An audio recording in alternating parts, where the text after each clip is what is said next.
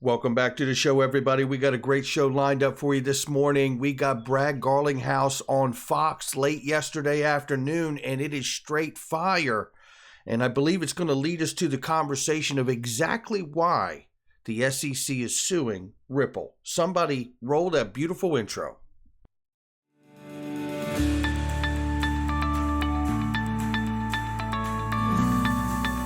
Digital Perspectives with Brad Kimes. Come on in.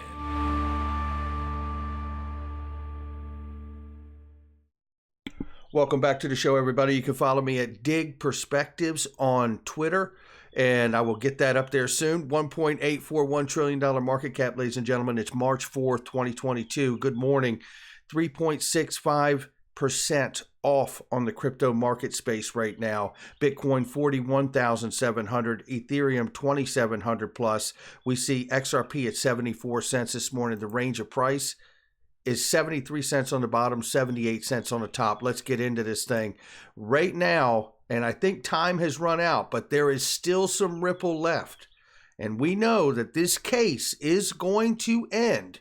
Now, there may be a little bit, I think it ended at midnight last night, but there's still some Ripple on link2.com. And I'm telling you right now, ladies and gentlemen, we know that this case could end in April and May. What does that mean for being able to IPO for Ripple and have a public exit?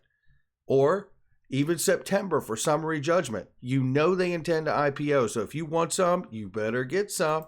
Take a look at this, because Brad Garlinghouse and Ripple have made a $1 million donation to humanitarian orgs, matching employee donations 2-to-1, and developing a crypto to cash direct giving program for aid to Ukrainian families with our exchanges, NGO partner, and global XRP community. How about that? Class act right there.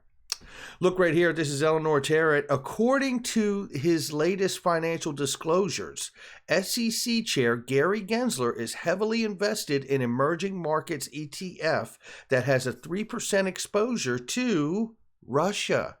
Big money managers like BlackRock have held informal talks with the SEC to exempt them from a 2016 law that puts a cap on the proportion of illiquid funds they can hold.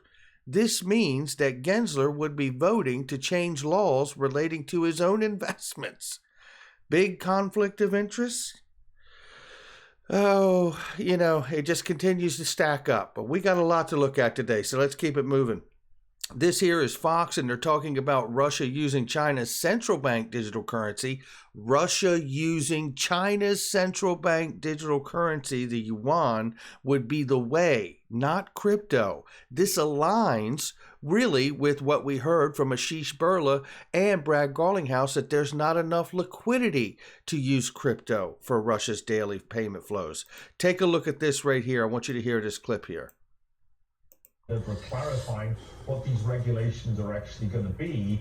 I think at the moment, crypto is probably doing more to help Ukraine. There are significant sums going in crypto form to Ukraine than it is helping any oligarchs. As a way around sanctions, Bitcoin is a non-starter. The way the Russians will get around sanctions is with Chinese central bank digital currency, I would predict. I do wish the Biden administration would actually study up and realize that crypto is actually something that the United States can use to its advantage, rather than thinking we should just close it down and copy the Chinese with the central bank digital currency. That is the wrong way to go. They seem so afraid. Between what Powell said today and Elizabeth Warren and then the White House, it looks like they're going to go full press to try to derail this digital revolution.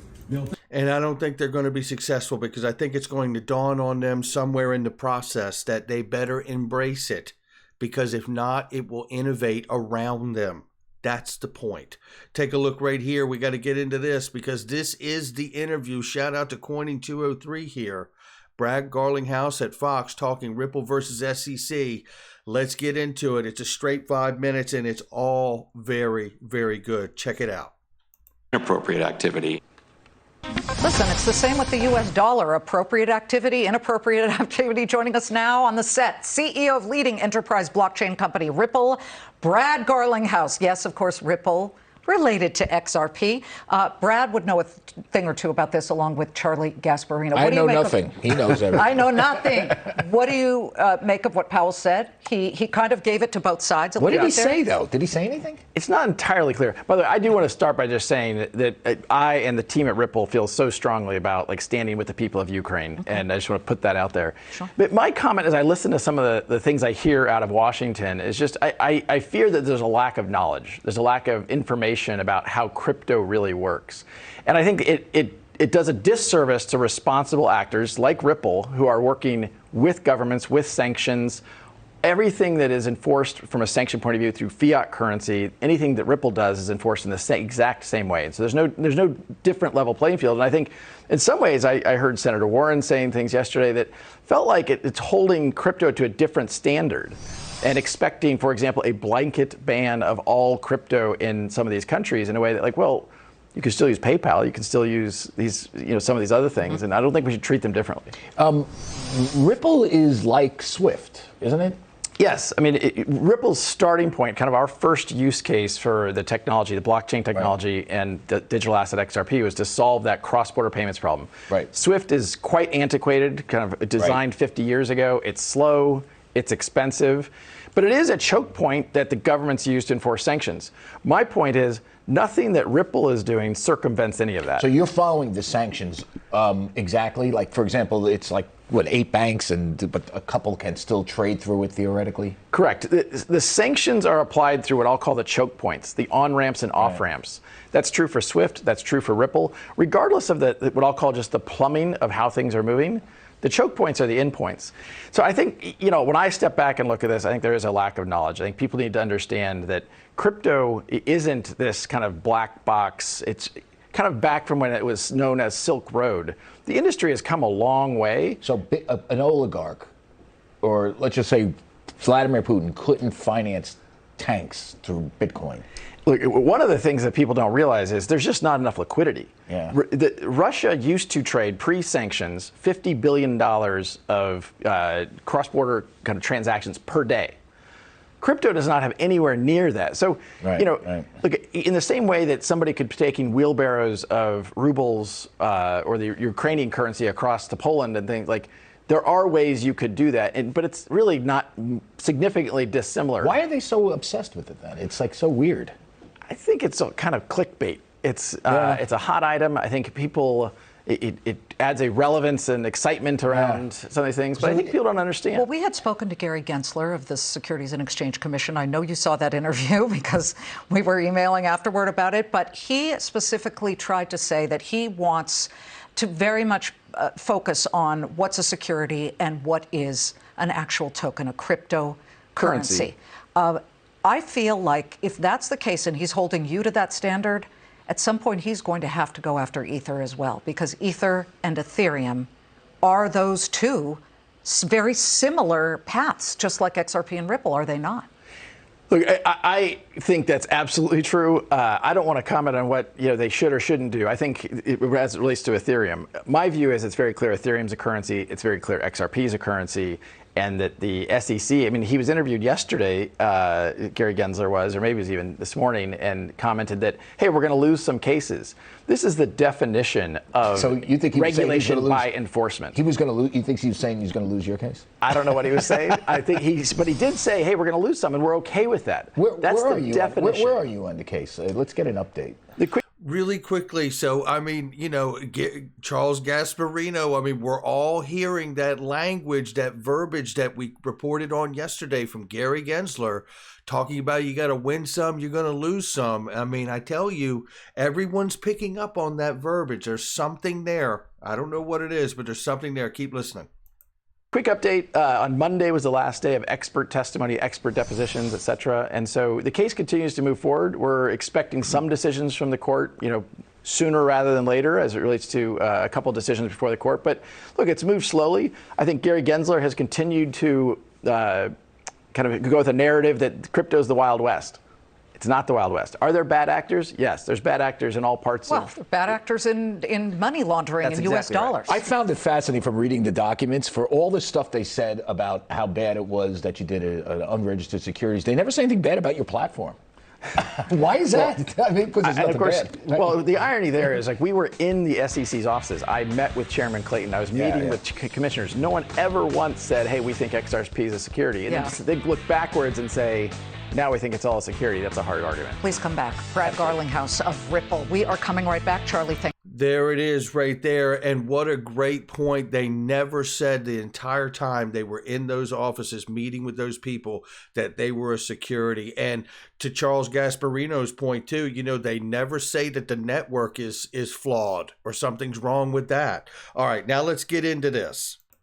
So this right here is an old MIT clip here. We've played it long time ago, I think when Gary Gensler was being nominated for the SEC chair spot. But nevertheless, I want to go over it again because I believe this is really a huge core part of how the SEC versus Ripple came to be anyway. What you're going to hear here is Gary Gensler describe pre-allocation of coins, of tokens from companies to banks. And you don't believe me? Don't believe it, it's still true. We're going to get into it here. Take a listen really quickly. Central monopolist with another central monopolist. A lot of commercial banks aren't terribly excited about that. Maybe you're going to have to give some ownership. Maybe you'll have to give 50% of your ownership to the 20 banks that are now, you know, part of this. I mean, there are other ways to build incentive systems. Maybe you put a native token in there and you get. And there we have it right there. Think about what is going on, right? Think about the idea that, look, I'm not shooting from the hip here. He's telling you, if you're a new player in the finance world doesn't really want you to have power or a market share. Continue to listen here. And you give, you know, them the native token. You know, so there may be other incentive ways to beat the current monopolist. And you know, but I, having been around commercial banks for a long time, they really are looking for ways to replace their aggregators in their back office, whether it's clearing, settlement, exchanges, credit agencies.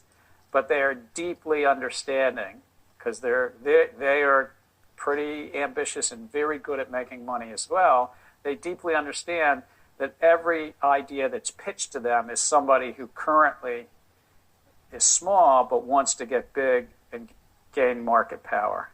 So, and they don't want to give it up. That's exactly what's been going on here. So let's go to this. Let's understand this. So you have the lawsuit, the complaint itself filed by the SEC. I have told you about this before.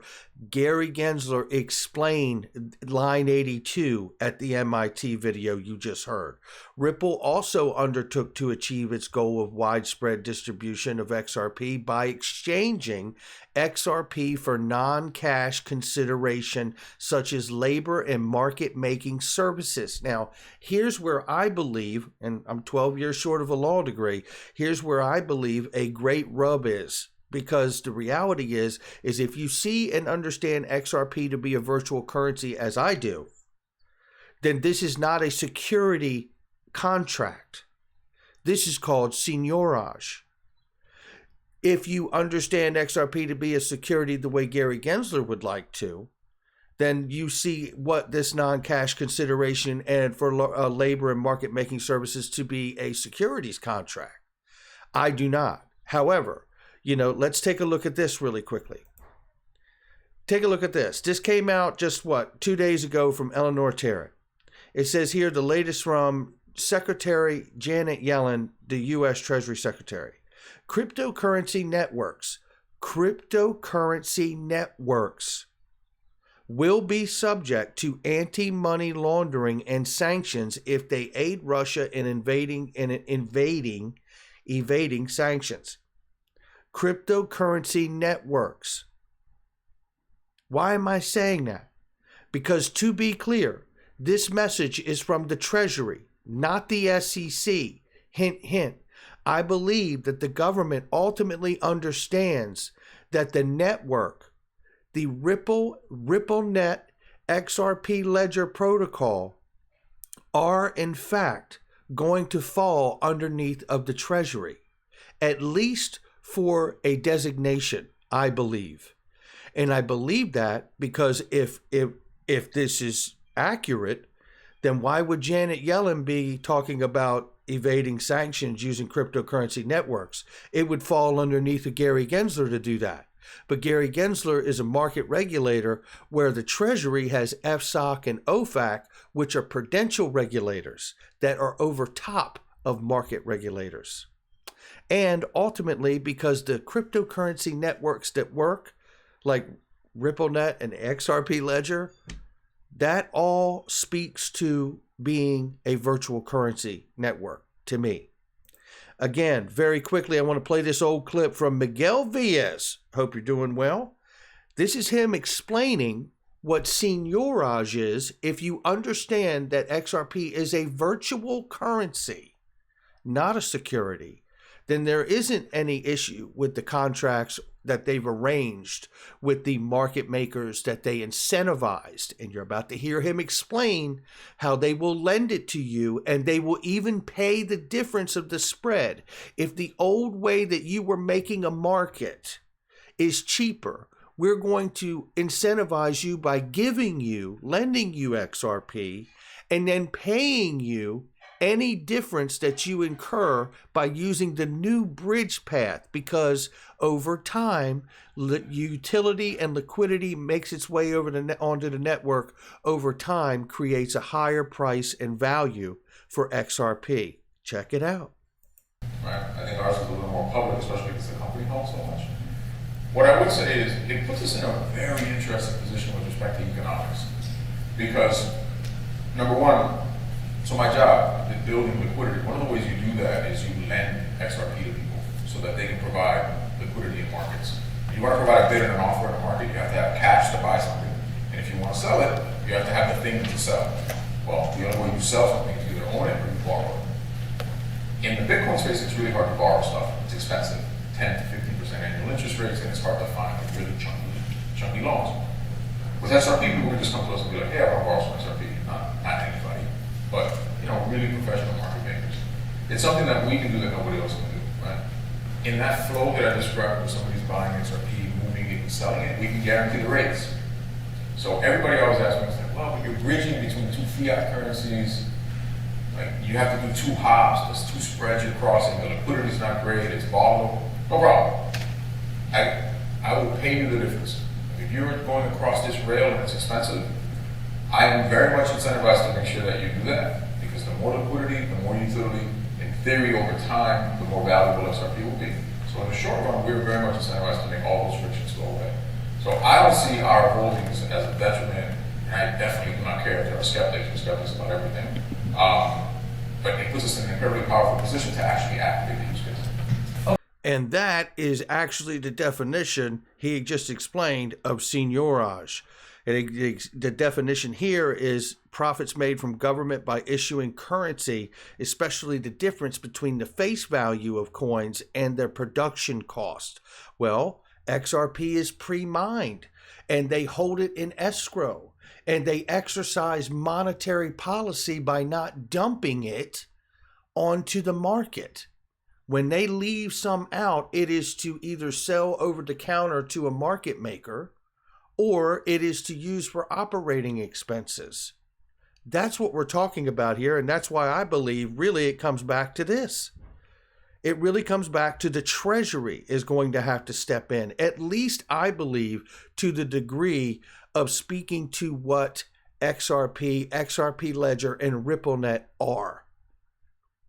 I certainly believe Congress has to be in on this matter, but at the end of the day, if we are correct, because Ripple has done the work, the long game, the market infrastructure building, and this case is a very legal matter because it is a very much a audit and vetting process for what I believe is about to become one of the most important protocols to be added to the internet experience and the financial world.